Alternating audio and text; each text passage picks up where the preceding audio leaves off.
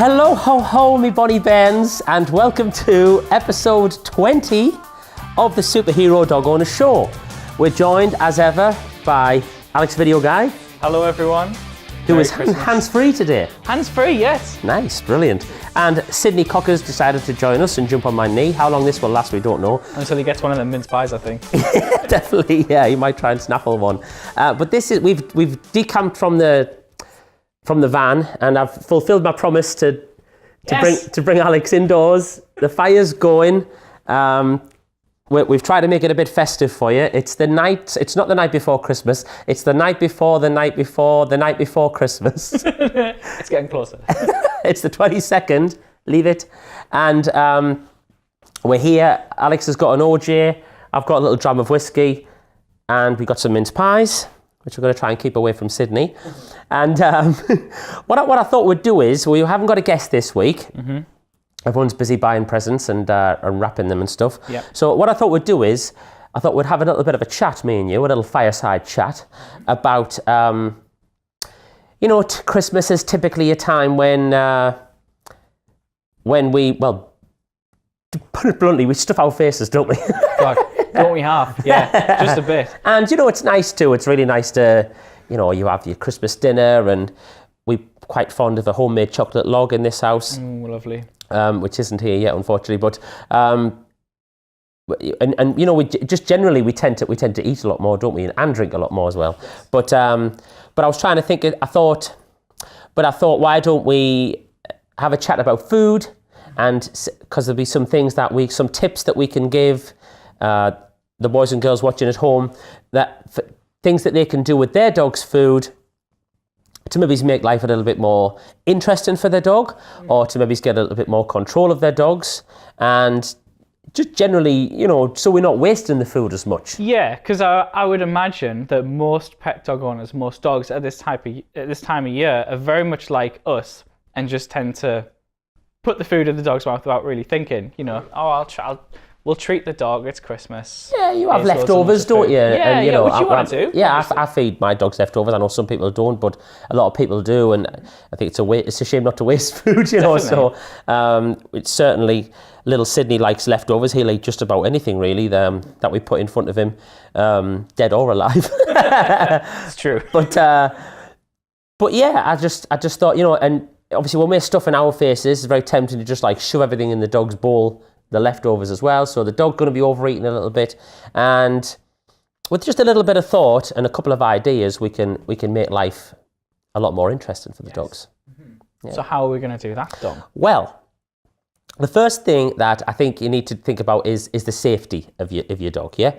And it's very tempting when we've got a great big turkey or goose or a chicken even, and we've got leftovers, to just say, awesome, there's the main bits, there's the breast, there's the leg, meat, and we'll give the rest to the dog, Mm-hmm. And you should do that, definitely, but you should make sure that you strip your bird first. Oh, goodness, I went off on a one there, didn't I? So you strip the bird of all of the meat first, yeah? And you make sure that you do not give your dog any bones. Yes. Because cooked bones, especially like bird bones, they can splinter, in the dog's stomach, and they can cut the lining or get jammed in the throat. And nasty. Our friend Rachel Bean, who we got on the podcast, we've had on the podcast, she'll be coming up again on the podcast. She was telling us about how dangerous it is, to be feeding your dogs bones. It's cooked bones especially. So any cooked bones, do not give them to the dog. All right, as tempting as it might be, because you don't want to waste it, or maybe you've done it before. In the past, I've unwittingly gave my dog cooked bones, mm-hmm. because I haven't been aware of the dangers, but you don't want this to be the one time that something bad happens, Exactly. Yeah. So safety first with the things that you're feeding your dogs all the time. Then I think what you might want to think about is how you're feeding your dog, and are you feeding your dog, or are you paying your dog? I've heard you mention this before, and it was something that it just clicked when you said it. I was like, oh yeah. It's because it's so easy to just feed the dog and forget about it. Definitely. But if you think of it more as your dog has a job and you're paying him for it, it's better for both of you, isn't it? Definitely. And most people, well, not most, but a lot of dog owners, and I was the same. I would have fed my dog a scoop of food on a morning, a scoop of food on a night, and the dog might have picked at it or ate it when he was hungry. But you know, for many dogs, it really is like a precious resource for them.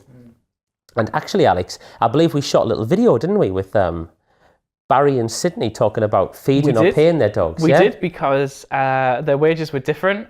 Because we were kind of talking, you were talking about whether your dog would prefer food as a reward or toys. Because obviously little Sydney much preferred the tennis ball, and Barry was after his Yorkshire puddings. That's right. Shall we roll that tape? Yeah, let's have a look, shall we? Sid, go get me a paper. Go on, go get the paper. Come on. That's a good boy. Thank you. Good boy. Barry needs this, doesn't he? Come on. Are you feeding your dog, or are you paying him? And what is the difference? So I like to make dog training as easy as I can. For me, because I'm lazy, and for you too, so that it's easier for you to do. There'll be a number of things that you give your dog during the day, be they toys, treats, or affection, whatever it is, and you'll probably give your dog those things for free. And that's totally fine, we can do that. But if you're having problems with your dog, either on a walk or when you take him to the park, or maybe it's when people come to visit the house, and you struggle to get his attention, then it'd be a great idea to use the things that he likes to pay him for being good for you in a situation where he wouldn't normally be good. So that's where paying comes in, because I like to pay my dogs for doing stuff for me. So let's imagine for a minute that Barry was looking for a job, and the definition of a job would be that Barry were going to perform a regular task or action, and he gets paid for it. So when Barry's looking through the newspaper that he's bought with the jobs in on a Thursday, the type of job that's going to appeal to Barry is going to be different from the type of job that might appeal to Sydney. Because Barry's going to be rewarded by one thing, and Sydney's going to be rewarded by something completely different.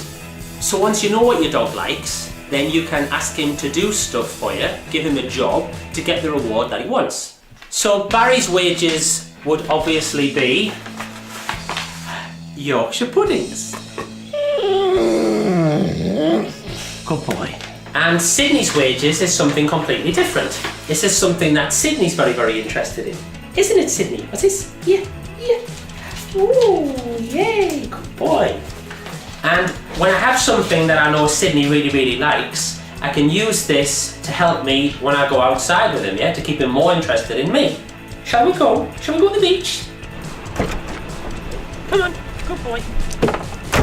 So instead of just leaving the tennis ball lying around on the floor, I can use it to play with Sydney somewhere like at the beach. And I've got his attention, and I know that he's not going to run away from me. Don't we, Sydney? Yes, we do.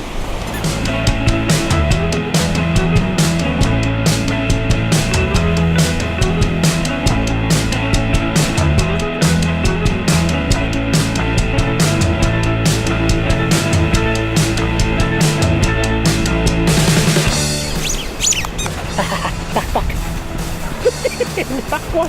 Back. Yeah. Back. Good boy. Run it back. Yeah, and again. And again. Good boy. Yes.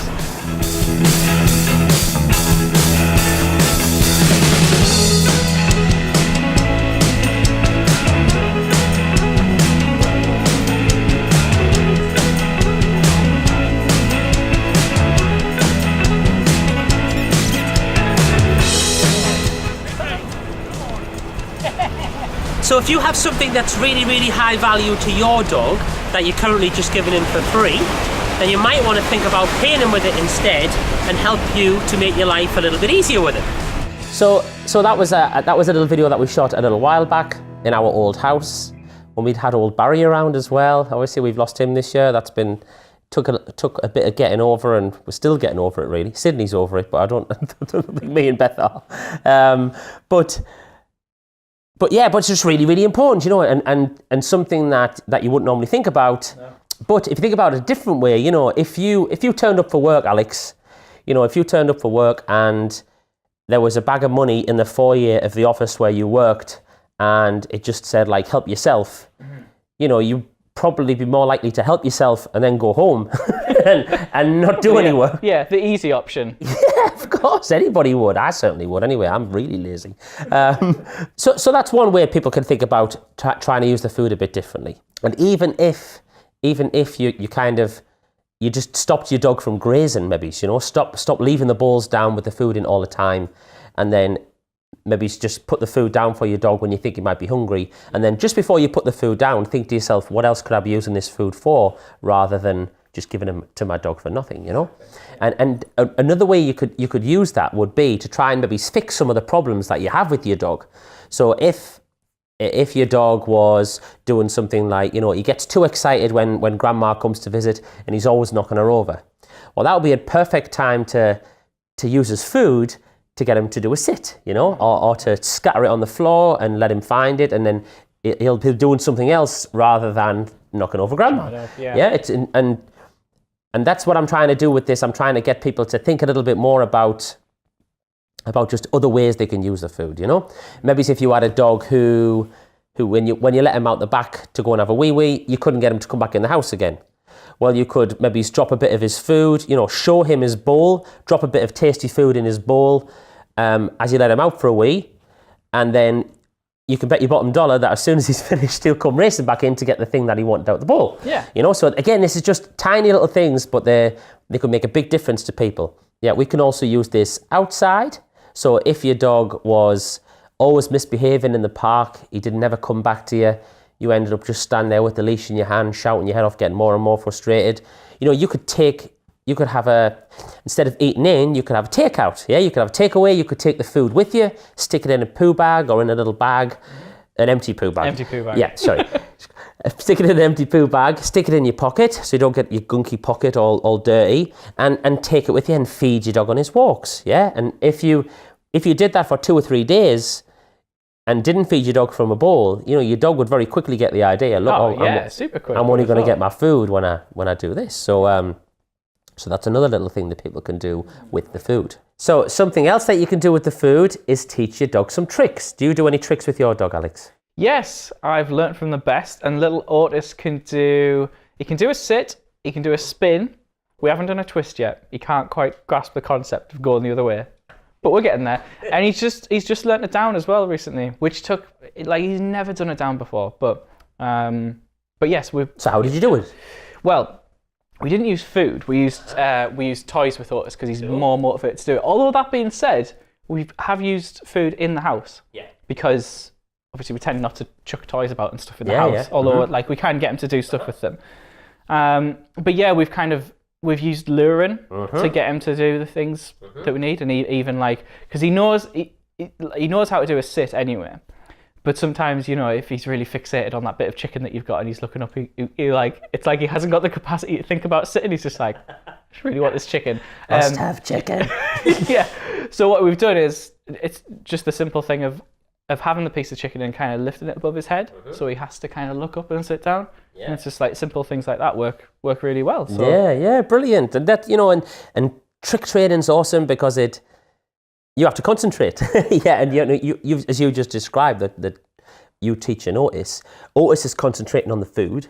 So he's thinking, how can I get that bit of chicken? Yeah. You're concentrating on Otis because you're waiting for his bum to hit the floor so you can tell him he's a good boy, because you're dying to tell him he's a good boy, or waiting for his chest to hit the floor for a down, so you can throw him the chicken. And it's just, I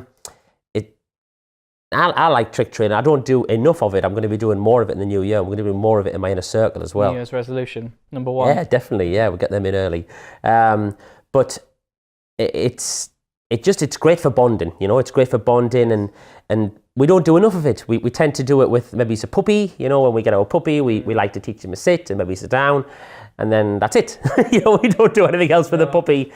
Sometimes for the rest of his life, you know, and the puppy your dog's capable of doing so many things, and you know, this bond this connection that you're going to make with him when you're teaching him tricks, that's going to help you out in the park, you know, to help your dog to walk to heel. You know, walking on a loose leash is kind of a trick, you know what I mean? Your dog coming back to you is kind of a trick because it's your dog doing something and then getting rewarded for it. So there's like tons of applications that you start off in the house, start off at home where there's no distractions. Don't use something maybe it's too high value for the dog, you know, you want to just maybe it's just a bit of regular kibble, and then you can progress to like a more high value treat outside, you know. But yeah, trick training is a really awesome thing. And the last thing I wanted to mention, which is something that we're big proponents of, and I always recommend people use a lot anyway, I think it's the easiest way for you to provide a challenge for your dog is to use a Kong. Yes. Other treat dispensers are available. We're a big fan of Planet Dog treat dispensers as well, and there's tons of different ones that you can get, but they're awesome. You started using them more as well, haven't you? I did, yeah. Otis had one, but it was lost in a cupboard somewhere.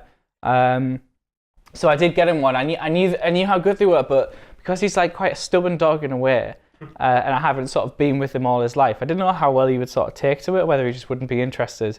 But once he sort of, I don't know whether he remembered like what it was or anything, because it was identical to the one he had, or whether he just sort of figured it out, because I kind of helped him along the way, you know, like I would stuff it with like bits of dried food and stuff that would like burst out if it was, if he like knocked it on the floor. So I would kind of pick it up and drop it and be like, oh, look, it's fallen out. And then he like really quickly caught onto that as well. Yeah. So he would start like, you know, like Sydney does, like lifting it up and chucking it around and stuff. Yeah. But he loves it. Yeah, he loves it. And it's really, like it makes me feel good after we've taken him out on a walk and he's really enjoyed the walk, but obviously like all dogs want to just, the walk to never end, don't they? So when you come back home, you think, okay, well, you know, how can I keep Otis sort of mentally stimulated and keep him entertained and just so he doesn't go bored, especially if I'm going out after that, if I'm going to work or something. And I just found that like giving him a Kong just like really engages him, and it'll keep him entertained for a good while, and it's just like a good feeling to give him that in the house as well. Yeah, definitely, it really is. You know, you stick a hot dog in a bowl or give it to your dog, it's gone in like a second, isn't it? Totally. I begrudge like putting food down now, to be honest, for him. Because I mean, it's not, you know, it's not it's fulfilling for the dog. Do you know what I mean? You're providing like a challenge for them and something to do. They love, you know, it gives them an opportunity to sniff and lick and bite and use their strong jaws. You know, we always telling dogs off and chewing the furniture and chewing our slippers. With something like this, it's like, there you go, you know, do your worst. Yeah, do you know what I mean? That's exactly right. And like the thing with Otis as well is like, we can't buy him tennis balls because he's a little Jack Russell. He'll just destroy them. Like, I learned that the hard way. He loves just like picking things apart and like destroying stuff, you know, which is fine. So we have to get him the really hard like rubber balls. But obviously, we don't really want him to be like getting rid of his energy from his jaws by destroying the toys that we buy him. So if we get him a Kong, as you said, it's like he's exercising in that way and kind of getting the enjoyable experience out of chewing the life out of this Kong, but he's getting rewarded with the food, and they're really tough. So, you know, it's probably going to last for years and years. Definitely, yeah. I mean, you know, there are maybe a couple of dog breeds out there, type of dogs who will destroy it, like even a Kong, you know? But it's, you know, 99% of the dogs out there, you find the right kind of Kong for the dog, he'll just and you'll add so much pleasure to the dog's life, and so much more. You make life so much easier for yourself as well, you know. A lot of the people are in a circle, you know, their dog gets excited. Maybe it's when they're preparing their tea, you know, the family's tea on an evening, he's getting excited with all the smells and stuff then, and, you know, he's wanting the food off them and stuff. But, so, you know, they just put their dog's tea in a Kong, they give him that, and then he knows that's the stuff that he can enjoy, and and it makes their life a lot easier as well. Totally, yeah. Well, I think Sydney's ready to go for a little WALK. You can't spell yet then? No, you can't spell. No, you can spell in French. Oh, right. No, we can't. So I think we've wrapped up food there now. We better. That was a pun. We better get on and wrap up our presents now, Alex. Yes, the mince pies are going cold. The orange juice is getting warm. Yes. So Dom, my orange juice is getting warm. Mince pies are probably getting cold. Is that us all wrapped up for our Christmas special? It is, apart from to say that if you wanted to treat your dog to a little gift that is going to keep on giving, for the whole year, and it's going to be something for you too, then you should, if you haven't already, oh, Sydney's had enough of this. He's read this book already. You should get yourself a copy of my best-selling dog training book, How to Be a Dog Superhero. Yeah, there are a million books out there that'll teach you how to do a sit or a down, or they'll teach you about wolf theory or dog whisperers or whatever. Yeah, but this book is designed purely just to help you have a bit more fun with your dog. Yeah, if you love your dog and you love him dearly, you love cuddling him on the couch, but you wish he was better behaved when you took him to the park, yeah, this book will help you do that. Okay, there's 60, nearly 70, I think, reviews on Amazon, which will say exactly the same thing. So if you go to www.mydogsuperhero.com, you'll be able to pick up a book, and I'll also send you a complimentary Barry bar, the finest organic fair trade chocolate. They are good. Actually, I'm not sure if it's organic. No, it's fair trade anyway. It's fairly traded. The book's organic. But if you wanted to sort of, if you're thinking you might need a bit more help than that, and some people do need more help, then you should think about joining my inner circle. Because the inner circle, whereas the book kind of tells you how to be a dog superhero, if you join the inner circle, there I will show you how to do it as well. Yeah, that we've got 60 plus people now in the inner circle, and we're all having a great time learning about our dogs, and I'm just teaching these guys how to have more fun with the dog and have more control, you know. So you get access to all of the videos in the members area, all the how-to videos that are in there. Quite a few of them now. Yeah, loads. Shot by my good friend. Once a month, you get a copy of the Canine Coaching Chronicle. This is my 12-page, 5,000-word newsletter. This comes once a month through your doorstep, and each month I'll cover one particular aspect of dog training. Yeah, we talked about safety, and we've talked about how to have worry-free walks with your dog. Next month we're talking about tricks, which is what we've just been talking about there now. And we also have, you know, webinars and audio training, and there's a private Facebook group where you can get access to me and you can ask any questions, and just basically it's the only way to get access to me, really, apart from becoming sort of a private coaching client, you know, which I'm not really taking on at the moment. So it's really nice. It's like a family in there, you know. It sounds a bit cheesy, but like there's good vibes in the group. Everyone's, you know, we're celebrating our successes, and we're kind of comforting each other when we having, you know, little failures with our dogs and stuff. And it's, you know, it's not for kind of dog trainers and stuff, I would say, but if you're a pet dog owner and you want to learn how to have more fun with your dog or with your dogs, then you should definitely think about joining the inner circle. And you can join that at www.mydogsuperhero.com/inner circle. That's it. We are definitely wrapped up now. Definitely wrapped up. Time to get all sorted for Christmas. There's not much time left. Definitely. So we're going to have a mince pie now and finish off our drinks. If we don't see you through the week, we'll see you through the window, and have a very Merry Christmas. Merry Christmas. Cheers, Alex. Cheers.